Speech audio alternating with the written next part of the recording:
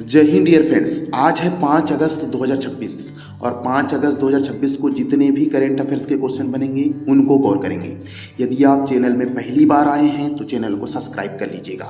चलिए आगे बढ़ते हैं और आज के क्वेश्चन देखते हैं। आप देख रहे हैं दुनिया का सबसे अच्छा यूट्यूब चैनल करेंट अफेयर्स का, क्योंकि इस चैनल के माध्यम से हम हर दिन के सबसे अधिक करेंट अफेयर्स आपके सामने लेके आते हैं, वो भी इम्पोर्टेंट। चलिएगा, पहला क्वेश्चन है, राष्ट्रपति द्रौपदी मुर्मू ने किस विश्वविद्यालय का उद्घाटन कटक उड़ीसा में किया है?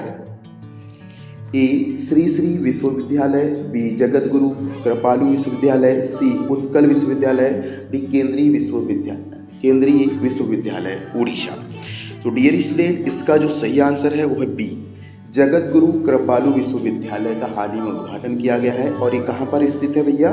तो उड़ीसा के कटक में स्थित है। ये याद रखिएगा क्योंकि क्वेश्चन पूछा जा सकता है कि ये कहाँ पर स्थित है।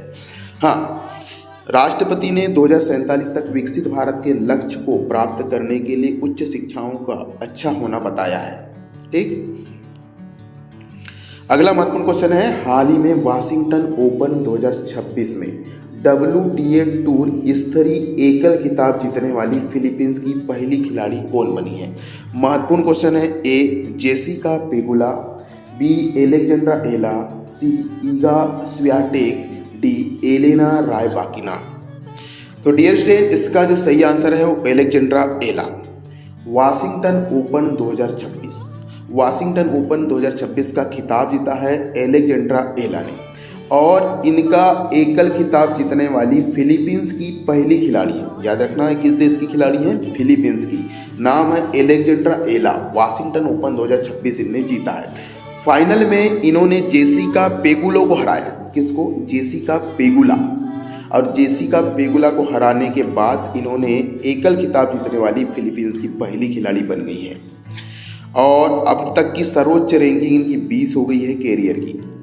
और 5 शीर्ष एला ने लगातार 5 शीर्ष 10 खिलाड़ियों के विरुद्ध जीत दर्ज करने का भी रिकॉर्ड बनाया है, जिससे शीर्ष रैंकिंग वाले 10 खिलाड़ियों के विरुद्ध लगातार जीत दर्ज की है, लगातार मैच उनको हराया है। अगर पुरुष एकल वर्ग की बात करें तो पुरुष एकल वर्ग में टेलर फ्रिट्ज ने स्पेन के राफा जोडर को हरा करके वाशिंगटन ओपन का खिताब जीता है। आपको बता दें, टेलर फ्रिट्ज का 2026 का पहला ATP खिताब है। और एलेक्जेंड्रा, देखो महिला वर्ग में एलेक्जेंड्रा एला ने जीता है और पुरुष एकल में टेलर फ्रिट्ज ने जीता है। तो ये बहुत इंपॉर्टेंट है। चलिए, बात आई है टेनिस प्रतियोगिता की। तो हाल ही में टेनिस प्रतियोगिता किस किस ने जीती है? चलिए एक एक वाक्य में देख लेते हैं। जैसे स्पेन के कार्लोस अल्कारेज ने ऑस्ट्रेलियन ओपन 2026 में पुरुष एकल का स्वर्ण पदक जीता। वहीं पर कजाकिस्तान की एलेना रिबाकिया ने ऑस्ट्रेलियन ओपन महिला एकल का खिताब जीता है। वहीं जर्मनी के एलेक्जेंडर ज्वेरेव ने फ्रेंच ओपन पुरुष एकल का खिताब जीता है। वहीं रूस की मीरा एंड्रीवा ने फ्रेंच ओपन में महिला एकल का खिताब जीता है। वहीं पर इटली के यानिक सिनर ने विंबलडन 2026 में पुरुष एकल का खिताब जीता है। वहीं चेक गणराज्य की लिंडा नोस्कोवा ने विंबलडन 2026 में महिला एकल का खिताब जीता है। तो एक महत्वपूर्ण प्रतियोगिताएं हैं ये। चलिए आगे बढ़ते हैं। अगला महत्वपूर्ण क्वेश्चन है, सतीश गुजराल जिनकी जन्म शताब्दी के उपलक्ष्य में हाल ही में स्मारक डाक टिकट जारी किया गया, वे किस क्षेत्र से संबंधित है? सतीश गुजराल जी का जन्म शताब्दी मनाया गया और उनका हाल ही में डाक टिकट भी जारी किया है। तो वे किस क्षेत्र से संबंधित है? इंपॉर्टेंट क्वेश्चन है, सभी महत्वपूर्ण है। चलिए फटाफट। ए शास्त्रीय संगीत, बी चित्रकला मूर्तिकला एवं वास्तुकला, सी खेल, डी विज्ञान एवं प्रौद्योगिकी। तो सतीश गुजराल किस खेल से संबंधित है भैया? तो ये चित्रकार भी थे, मूर्तिकार भी थे और वास्तुकार भी थे। ठीक है, इन्हें जन्म शताब्दी वर्ष मनाया गया। डाक विभाग ने स्मारक टिकट जारी किया है और इसका अनावरण किया है हमारे केंद्रीय संचार मंत्री ज्योति राजेश्वर सिंधिया ने। इनका जन्म 25 दिसंबर 1925 को झेलम वर्तमान पाकिस्तान में हुआ था और इन्होंने स्कूल की शिक्षा मुंबई से ली। और इनकी एक प्रसिद्ध कहना चाहिए पार्टीशन जो चित्रकला है विभाजन की त्रासदी पर आधारित है। इन्हें 99 में पद्म विभूषण से सम्मानित किया गया था। और इनकी 125वीं वर्षगांठ के स्मारक डाक टिकट डिजाइन भी बनाया गया था। और इनका जो निधन हुआ 26 मार्च 2020 को नई दिल्ली में। तो इनका नाम याद रखिएगा। अब बात आई डाक टिकट की, तो हाल ही में डाक विभाग द्वारा किन किन प्रसिद्ध व्यक्तियों के सम्मान में डाक टिकट जारी किया है देख लेते हैं। जैसे फरवरी में उद्धव दास मेहता के सम्मान में डाक टिकट जारी किया था, जो कि समाज सेवी हैं। वहीं फरवरी में ही पंडित रघुनाथ मुर्मू के सम्मान में डाक टिकट जारी किया था, जो ओल चिकी लिपि के जनक और संथाली भाषा के सम्मान में जारी किया था। पंडित चतुरलाल जी के सम्मान में डाक टिकट अप्रैल में जारी किया गया, जो कि विख्यात तबला वादक है। वहीं पर आचार्य दिनेश चंद्र जोशी जी के सम्मान में डाक टिकट जारी किया गया। ये शिक्षाविद और समाज सेवी हैं। वहीं अभी हाल ही में सतीश गुजराल जी के सम्मान में डाक टिकट जारी किया गया, जो कि चित्रकार, मूर्तिकार और वास्तुकार थे। ठीक, तो ये महत्वपूर्ण क्वेश्चन है। इसकी PDF अगर आपको चाहिए तो हमारे जो पेज है Facebook page daily current affairs को फॉलो करें। वहाँ पर डेली हम PDF भी डाल देते हैं। इसकी PDF के लिए भी टेंशन ना लें, बस क्वेश्चन के आंसर देते जाइए। अगला क्वेश्चन, हाल ही में छत्तीसगढ़ सरकार द्वारा आउट ऑफ टर्न DSP पद पर पदोन्नति की घोषणा पाने वाली ज्ञानेश्वरी यादव किस खेल की प्रसिद्ध खिलाड़ी हैं? A मुक्केबाज, B कुश्ती, C भारोत्तोलन, D तीरंदाजी। तो अभी हाल ही में क्वेश्चन बन सकता है कि ज्ञानेश्वरी यादव को DSP पद पर पदोन्नति देने की घोषणा किस सरकार ने की है? सही उत्तर होगा छत्तीसगढ़। ठीक, अब ये क्वेश्चन बताते हैं कि ज्ञानेश्वरी यादव किस खेल से संबंधित हैं? तो ये है भारोत्तोलन। किससे है? भारोत्तोलन, वेट लिफ्टिंग से। और ये राजनांदगांव जिले की रहने वाली है और इन्होंने अंतर्राष्ट्रीय कहना चाहिए वेट लिफ्टिंग में अभी ग्लासगो राष्ट्रमंडल खेल हुआ, जिसमें 53 किलोग्राम भारोत्तोलन में रजत पदक इन्होंने जीता है। ठीक है, और छत्तीसगढ़ के मुख्यमंत्री विष्णुदेव साय ने ज्ञानेश्वरी यादव का सम्मान किया और उन्हें आउट ऑफ टर्न DSP बना दिया गया है। ठीक है, एक नज़र उस पर भी डाल लेते हैं जब अभी ग्लासगो में राष्ट्रमंडल खेल हुए और विभिन्न राज्य के खिलाड़ियों ने पदक जीता, तो उनको सम्मान देने के लिए मध्य प्रदेश सरकार ने रजत पदक विजेता यामिनी मौर्य और अजय बाबू को 25-25 लाख रुपए नगद और सरकारी नौकरी देने की घोषणा की है। वहीं तमिलनाडु सरकार ने रजत पदक विजेता मुथु पांडी राजा को 30 लाख रुपए नगद देने की घोषणा की है। तो ये महत्वपूर्ण घोषणा है राज्य सरकार के द्वारा, जो कि उन खिलाड़ियों को दिया गया जो कि राष्ट्रमंडल खेलों में पदक जीते हैं। महत्वपूर्ण घोषणाएं हैं, इनको याद रखिएगा, एग्जाम की दृष्टि से इंपॉर्टेंट है। चलिए धमाकेदार क्वेश्चन के साथ अगला क्वेश्चन, हाल ही में जन्म एवं मृत्यु पंजीकरण संशोधन विधेयक 2026 का मुख्य उद्देश्य क्या है? देखो, अभी हाल ही में जन्म और मृत्यु संशोधन विधेयक पारित हुआ है, दोनों सदन से, लोकसभा और राज्यसभा से भी हो चुका है। तो इसका मुख्य उद्देश्य क्या है? A जनगणना करना, B जन्म मृत्यु के समय पंजीकरण को बढ़ावा देना, C नया पहचान पत्र जारी करना, D मतदाता सूची तैयार करना। तो डियर स्टूडेंट, इसका जो सही आंसर है B जन्म मृत्यु के समय पंजीकरण को बढ़ावा देना और विलंबित पंजीकरण के दुरुपयोग को रोकना। याद रखिएगा, जन्म मृत्यु जो पंजीकरण संशोधन विधेयक है दोनों सदनों में पारित हो चुका है और यह संशोधन जन्म मृत्यु पंजीकरण अधिनियम 1969 में किया गया है। और इस विधेयक को पेश किसने किया था? क्योंकि पेश करने वाले का नाम अक्सर पूछा जाता है, तो इस विधेयक को जो पेश किए हैं उनका नाम है गृह राज्य मंत्री नित्यानंद राय ने इसे पेश किया, संसद में प्रस्तुत किया था। और लोकसभा से 31 जुलाई को पारित हुआ और राज्यसभा से 4 अगस्त को पारित हुआ है और अब इसे राष्ट्रपति की अनुमति मिलेगी और यह पारित हो जाएगा। ठीक है, इसका जो मुख्य उद्देश्य है कि जो पंजीकरण को बढ़ावा देना और विलंबित पंजीकरण है जिसमें लेट लती भी होती है उसको कम करना। क्या है, जन्म प्रमाण पत्र, मृत्यु प्रमाण पत्र सभी की जगह काम आता है और इसे आपको बनाना भी चाहिए। तो उनके किस प्रकार उसको सरलता की जाए जन्म प्रमाण पत्र बनाने और मृत्यु प्रमाण पत्र बनाने के लिए, और साथ ही साथ जो विलम्ब हो रहे हैं सरकारी काम में उनको दूर करने के लिए विधेयक लाया गया है। 1 वर्ष से अधिक लेकिन 2 वर्ष के भीतर विलंबित पंजीकरण के लिए DM, SDM या अधिकृत कर्मचारी की स्वीकृति आवश्यक होगी। 2 वर्ष से अधिक विलम्ब होने पर पंजीकरण केवल प्रथम श्रेणी के न्यायिक मजिस्ट्रेट से आदेश से होगा। ठीक है, याद रखना, देखो 1 वर्ष से अधिक है ना, 2 वर्ष के भीतर है तो एसडीएम कार्यालय में बन जाएगा, लेकिन 2 वर्ष से अधिक है तो आपको प्रथम श्रेणी न्यायिक मजिस्ट्रेट के पास जाना होगा। ठीक है, लेकिन जन्म प्रमाण पत्र बनाने और मृत्यु प्रमाण पत्र बनाने का प्रतिशत बढ़ गया है। 2024 में जन्म प्रमाण पत्र बढ़कर के 99% हो गया और मृत्यु प्रमाण पत्र बनने के लिए 99.4% हो गया है। तो निरंतर लोग जन्म प्रमाण पत्र, मृत्यु प्रमाण पत्र बना रहे हैं, एक अच्छी खबर है, लेकिन लेट लती भी हो रही है, इसके लिए संशोधन विधेयक जारी कर दिया है। अगला क्वेश्चन, हाल ही में निधन हुए DY पाटिल कौन थे? महत्वपूर्ण क्वेश्चन है। ए प्रसिद्ध क्रिकेट खिलाड़ी, बी पूर्व राज्यपाल एवं शिक्षाविद, सी पूर्व मुख्य चुनाव आयुक्त, डी भारत के पूर्व मुख्य न्यायाधीश। एक महत्वपूर्ण क्वेश्चन है क्योंकि जिनका निधन होता है वो किस क्षेत्र से संबंधित है, अक्सर एग्जाम में पूछा जाता है। आने वाली आपकी जो भी एग्जाम होगी उसमें करंट अफेयर्स का क्वेश्चन देखने को मिलेगा। इसका सही आंसर है पूर्व राज्यपाल एवं शिक्षाविद। इनका नाम है DY पाटिल, जो पूर्व राज्यपाल थे, शिक्षाविद थे, समाजसेवी थे। इससे पहले वे बिहार, त्रिपुरा और पश्चिम बंगाल के राज्यपाल रह चुके हैं। उत्कृष्ट योगदान के लिए उन्हें 1991 में पद्मश्री से सम्मानित किया गया। और DY पाटिल का जो पूरा नाम है वह है ज्ञानदेव यशवंतराय पाटिल। इनका जन्म महाराष्ट्र के कोल्हापुर में 1935 को हुआ था और 90 वर्ष की आयु में 4 अगस्त 2026 को इनका अभी हाल ही में निधन हो गया है। अभी हाल ही में जो प्रसिद्ध व्यक्ति हुए, जैसे फरवरी में फादर थॉमस वी कुन्नुकल, जो केरल से संबंधित है, शिक्षाविद थे और पूर्व CBSE अध्यक्ष का निधन हुआ। वहीं आंद्रे बेटे, ये पश्चिम बंगाल के थे और प्रख्यात समाजशास्त्री थे। R नल्लाकुन्नू तमिलनाडु के थे, वरिष्ठ वामपंथी नेता थे, हाल ही में निधन हुआ है।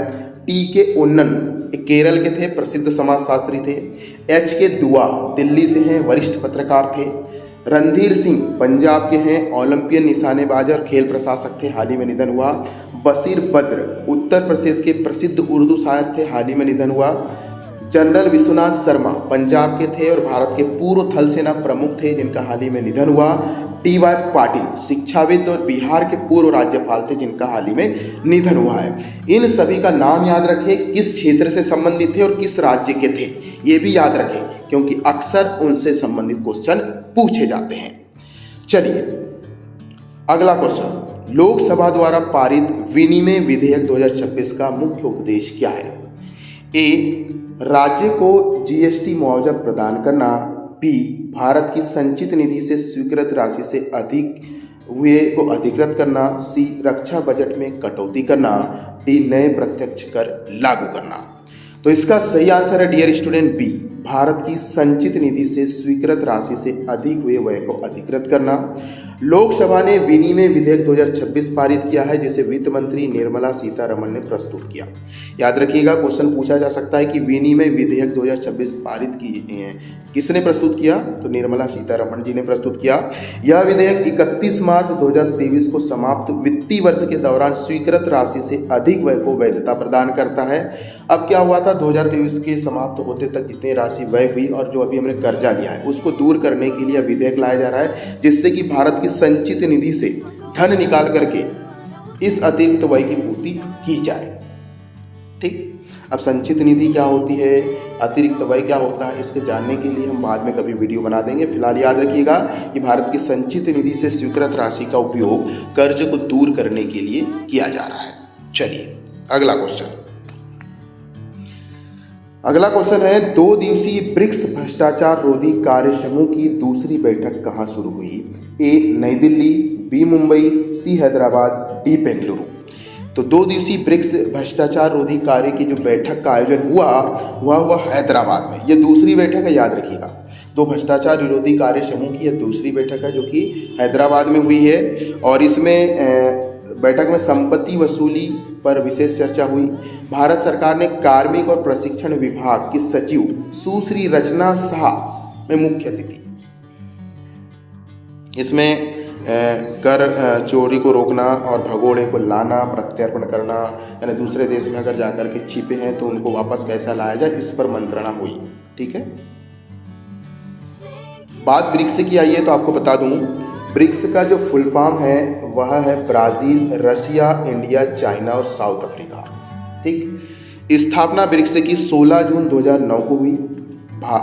ब्रिक्स का पहला जो शिखर सम्मेलन हुआ वो रूस में हुआ था, ये येकातेरिनबर्ग में 16 जून 2009 को। वर्तमान अध्यक्ष अगर 2026 की बात करें तो भारत वह ब्रिक्स का अध्यक्ष बना हुआ है। अब 2026 में भारत के 10 सदस्य हो गए हैं। ब्राज़ील, रूस, भारत, चीन, दक्षिण अफ्रीका, सऊदी अरब, मिस्र, यूएई, इथोपिया और इंडोनेशिया। आपको बता दें कि अपने निर्माण के समय इसका नाम केवल ब्रिक था, एस नहीं था, मतलब साउथ अफ्रीका नहीं था। साउथ अफ्रीका जुड़ा है 2011 में, तब जाकर के इसका नाम ब्रिक्स हुआ। ब्रिक के सामने एस लग गया।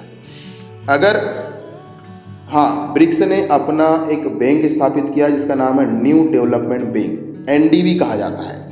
और ब्रिक्स ने अपना बैंक 2014 में स्थापित किया था। इसका मुख्यालय सिंघई मतलब चीन में स्थित है। हाँ, ब्रिक्स का मुख्य कार्यालय कहीं नहीं है, व्यक्तिगत कार्यालय नहीं है। हाँ, इसका जो बैंक है उसका कार्यालय निश्चित है। अगला महत्वपूर्ण क्वेश्चन है, हाल ही में प्रक्षेपित K563 उलियानोस्क परमाणु संचालित हमलावर पनडुब्बी किस देश की है? ए चीन, बी अमेरिका, सी रूस, डी फ्रांस। इसका जो सही आंसर है रूस। K563 उलियानोस्क रूस की प्रोजेक्ट 885M यासेन M श्रेणी की परमाणु संचालित हमलावर पनडुब्बी है और इसका प्रक्षेपण 28 जुलाई 2026 को सेमवास शिपयार्ड सेवेरोडोनिक में किया गया। यासेन M रूस की चौथी पीढ़ी की बहुउद्देशीय परमाणु संचालित हमलावर पनडुब्बी है। याद रखना, K563 उलियानोस्क ये जो पनडुब्बी है कहाँ की है? रूस की है। इससे पहले अगर मिसाइल की बात करें तो होंगसोंग 16 भी जो मिसाइल है उत्तर कोरिया में इसका सफल प्रशिक्षण हुआ है। KN-25 जो मिसाइल है उत्तर कोरिया की है, लंबी दूरी की रॉकेट मिसाइल है। JL-3 ये चीन की पनडुब्बी से प्रेक्षित मिसाइल है। और टॉमहॉक ये जापान की अमेरिका निर्मित लंबी दूरी की क्रूज मिसाइल है। और फतेह-2 पाकिस्तान की स्वदेशी स्वतः से सतह निर्देशित मिसाइल है। तो ये विदेशों की प्रसिद्ध मिसाइलें जिनका हाल ही में प्रशिक्षण किया गया है और एग्जाम की दृष्टि से इम्पोर्टेंट है, लेकिन किस देश की है और नाम से आपको याद रखना है। चलिए अगला महत्वपूर्ण क्वेश्चन, हाल ही में 3 अगस्त 2026 को इंडिगो के मुख्य कार्यकारी अधिकारी के रूप में किसने कार्यभार संभाला? A Peter Elbers, B Willie Walsh, C Campbell Wilson, D Alok Singh. तो डियर स्टूडेंट, मुख्य कार्यकारी अधिकारी सीईओ बनाया गया इंडिगो के विली वाल्स को। विली वाल्स ने 3 अगस्त 2026 को इंडिगो के सीईओ के रूप में कार्यभार संभाला है। इन्होंने पीटर एल्बर्स का स्थान लिया है। किसका? पीटर एल्बर्स का स्थान लिया है, जिन्होंने 10 मार्च 2026 को इस्तीफा दे दिया। देखो, विली वाल्स 31 जुलाई 2026 तक अंतर्राष्ट्रीय हवाई परिवहन संघ के महानिदेशक थे। वे पहले एरोसिंगल्स, ब्रिटिश एयरवेज और इंटरनेशनल एयरलाइंस ग्रुप में वरिष्ठ नेतृत्व पर रहे हैं। इंडिगो भारत की सबसे बड़ी एयरलाइंस है, याद रखिएगा। तो अभी इंडिगो के जो कार्यकारी निदेशक बने हैं इनका नाम है विली वाल्स। नियुक्ति की बात आई है तो हाल ही में भुवनेश्वर कुमार का भारतीय प्राधिकरण पहचान प्राधिकरण अर्थात UIDAI का मुख्य कार्यकारी अधिकारी सीईओ बनाया गया है। वहीं रोहित ऋषि को इंडिया इंफ्रास्ट्रक्चर फाइनेंस कंपनी का सीईओ बनाया है। सुनील कुमार नागदवे को पवन हंस लिमिटेड का CMD बनाया है। दीपक गुप्ता को गेल का CMD बनाया है। चौधरी शिवराज सिंह को central mining planning and designing institute के CMD बने हैं। वहीं रवि रंजन भारतीय स्टेट बैंक के MD बने हैं। शाश्वत शर्मा जी भारतीय एयरटेल इंडिया के MD और CEO बने हैं। वहीं जे चंद्रयान वेणुगोपाल ये रिलायंस रिटेल के प्रेसिडेंट एवं CEO नियुक्त किए हैं। तो इन प्रमुख व्यक्तियों के नाम याद रखिएगा, बैंक के एग्जाम के लिए तो बहुत ही अति महत्वपूर्ण है। अगला, हाल ही में भारत की 101वीं रामसर साइट के रूप में किस झील को नामित किया है? ए चिल्का झील, बी लोकटक झील, सी ग्लास झील, डी उलर झील। तो डियर स्टूडेंट, इसका जो सही आंसर है वह है ग्लास झील। ग्लास झील जो है भारत की 101वीं रामसर साइट बन गई है और ये घोषणा हुई है 3 अगस्त 2026 को। ग्लासगो झील कहाँ पर है, ये क्वेश्चन बन सकता है, बहुत ज़्यादा इंपॉर्टेंट है कि तो ग्लासगो झील है वो अरुणाचल प्रदेश की पहली रामसर साइट है और भारत की 101वीं रामसर साइट है। इसका मतलब ग्लासगो झील कहाँ पर है, अरुणाचल प्रदेश में। हाँ, ग्लासगो झील लोहित जिले के कामलांग टाइगर रिजर्व और वन्य जीव अभ्यारण्य में स्थित है। ग्लासगो झील कहाँ पर है, कामलांग टाइगर रिजर्व, और कामलांग टाइगर रिजर्व कहाँ है, वो है लोहित जिले में, वो भी कहाँ, अरुणाचल प्रदेश में। हाँ, रामसर कंजर्वेशन हुआ था 1971 में ईरान में एक स्थान है रामसर, तो वहाँ पर 1971 में यह कन्वेंशन हुआ था, सम्मेलन हुआ था, और भारत 1982 में रामसर कन्वेंशन का सदस्य बना था। ग्लास झील की अगर बात करें तो ग्लास झील एक उच्च हिमालयी मीठे पानी की झील है, ये याद रखना है। आगे बढ़ते हैं, रामसर साइट की अगर बात करें तो अभी हाल ही में पटना पक्षी अभ्यारण्य जो कि उत्तर प्रदेश में, नाम है पटना पक्षी अभ्यारण्य, है कहाँ पर, उत्तर प्रदेश में, जिसे जनवरी में रामसर साइट में जोड़ा गया। वहीं पर झारी ठांड जो है गुजरात में स्थित है, इसे जनवरी में रामसर साइट में जोड़ा गया। और सेखा झील कहाँ पर है, उत्तर प्रदेश में है, और इसे अप्रैल में रामसर साइट में जोड़ा गया। वहीं पर जयप्रकाश नारायण पक्षी विहार, ये है सुरहाताल भी इसे कहा जाता है, जो कि उत्तर प्रदेश में है। ये 5 जून को रामसर स्थल घोषित हुआ। और अभी ग्लो लेक कहाँ पर है, अरुणाचल प्रदेश में। कुछ लोग इसे ग्लो भी कहते हैं, ठीक, याद रखिएगा। अगला क्वेश्चन है, हाल ही में राष्ट्रीय टेक्थॉन का शुभारंभ कहाँ किया गया। राष्ट्रीय टेक्थॉन, ए मुंबई, बी विशाखापट्टनम, सी चेन्नई, डी कोच्चि। महत्वपूर्ण है क्वेश्चन डियर स्टूडेंट, पढ़ने वाले इसको दबा के शेयर करो, दबा के, क्योंकि इसकी पीडीएफ और इस प्रकार का करंट अफेयर्स आपको और कहीं नहीं मिलेगा। तो राष्ट्रीय टेक्थॉन का जो आयोजन किया गया चेन्नई में, गहरे समुद्र में पॉलीमेटिक मतलब बहुधात्विक नोडुल्स के सतत संग्रहण एवं स्वदेशी तकनीक विकसित करना इसका मुख्य उद्देश्य है। राष्ट्रीय महासागर प्रौद्योगिकी संस्था की स्थापना 1993 में चेन्नई में हुई और पृथ्वी विज्ञान सम्मेलन के अधीन एक स्वायत्त संस्था है। राष्ट्रीय टेक्नॉन का शुभारंभ 3 अगस्त 2026 को किया गया। ठीक, कहाँ पर हुआ है भैया ये, तो ये स्थापना देखो, राष्ट्रीय महासागर प्रौद्योगिकी संस्था की स्थापना 1993 में हुई और यही इसका आयोजन कर रहा है राष्ट्रीय टेक्थॉन का। और इसका मुख्य उद्देश्य है जो समुद्र में बहुधात्विक तत्व है उनका संग्रहण कैसे किया जाए। अगला महत्वपूर्ण क्वेश्चन है, हाल ही में 3 अगस्त 2026 को भारतीय सेना के नौसेना संचालन महानिदेशक के रूप में किसने कार्यभार संभाला है। वाइस एडमिरल संजय जयसिंह ए, बी है वाइस एडमिरल मनीष चड्ढा, सी एडमिरल दिनेश के Tripathi, D vice admiral Krishna Swaminathan. तो नौसेना संचालन के महानिदेशक के रूप में कार्यभार संभाला है वाइस एडमिरल मनीष चड्ढा ने। 3 अगस्त 2026 को नौसेना संचालन महानिदेशक अर्थात DGNO का कार्यभार संभाला है वाइस एडमिरल मनीष चड्ढा ने। ये हैं संचार और इलेक्ट्रॉनिक युद्ध विशेषज्ञ हैं। इन्होंने राष्ट्रीय रक्षा अकेडमी में प्रशिक्षण लिया है 91 में, और DGNO बनने से पहले वे केरल के एझिमाला स्थित भारतीय नौसेना अकादमी के कमांडेंट थे। इन्हें अति सेवा पदक और विशिष्ट सेवा पदक से भी सम्मानित किया गया है। अगर हम बात करें भारतीय नौसेना अकादमी एझिमाला तो केरल में है, और राष्ट्रीय रक्षा अकादमी खड़गवासला महाराष्ट्र में है। चलिए अगला क्वेश्चन है, हाल ही में भारतीय रिजर्व बैंक ने 3 अगस्त 2026 से किसे कार्यकारी निदेशक नियुक्त किया है। ए स्वाति शर्मा, बी मोनिशा चक्रवर्ती, सी उषा थोराट, डी अर्चना सिंह। तो डियर स्टूडेंट इसका सही आंसर है मोनिशा चक्रवर्ती, जो कि भारतीय रिजर्व बैंक की हाल ही में कार्यकारी निदेशक बनी है। ठीक है, वह विदेशी मुद्रा विभाग, बाजार विनिमय विभाग की भी देखरेख कर चुकी हैं। नियुक्ति से पहले मोनिका चक्रवर्ती पर्यवेक्षक विभाग में मुख्य महाप्रबंधक प्रभारी थीं। अगला क्वेश्चन, हाल ही में डाक विभाग ने किस प्रसिद्ध कलाकार की जन्म शताब्दी में 3 अगस्त को स्मारक डाक टिकट जारी किया। एक क्वेश्चन का आंसर मैंने बता दिया है, वो है सतीश गुजराल। ठीक है,